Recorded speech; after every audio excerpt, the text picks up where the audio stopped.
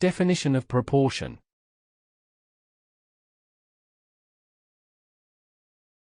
If two quantities involved in a situation, we call them variables, are related in such a way that if one quantity changes, the other quantity changes at the same, or opposite, degree, we say that these quantities are in proportion with, or proportional to, each other. In simpler words, a proportion indicates to us how one thing changes in relation to another. For example, if a car travels 240 kilometers with 8 liters of gasoline, it can travel for another 720 kilometers with 24 liters of gasoline if moving at the same rate, speed.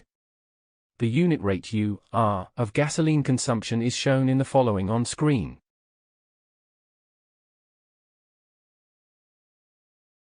We also obtain the following shown on screen.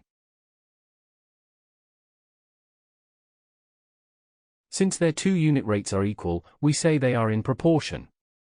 Hence, it is clear that a proportion includes two equal fractions, i.e. we have the following shown on screen. Then A and C are proportional, as well as B and D. In other words, if A over B and C over D are two equal ratios or rates, they are in proportion. We can also write the previous proportion in the form shown in the following on screen, where A is the first term, B is the second term, C is the third term and D is the fourth term of the proportion. The terms A and D are called outer terms or extremes, while B and C are called inner terms or means of the proportion. Example: which of the following pairs of fractions are in proportion? A 4/18 and 3/15. B 21/7 and 12/4. C 24/36 and 9/15. Solution. First, we express each fraction in the simplest terms. In a certain sense, a fraction expressed in the simplest terms is similar to the unit rate, in fact, one of the two associated unit rates we discussed earlier. A, we have the following shown on screen. Since these two fractions are not equal, the quantities they represent are not in proportion. B, we have the following shown on screen.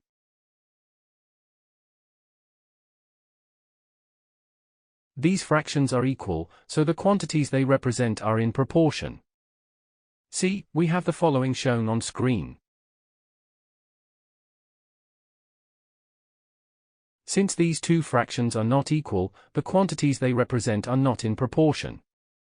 That is all for lesson 4.3.1. To continue this tutorial, please watch 4.3.2, Direct Proportion. Thank you for watching. Make sure to like and subscribe to keep up to date with new videos. For more information, calculators, and tutorials, please visit www.icalculator.info.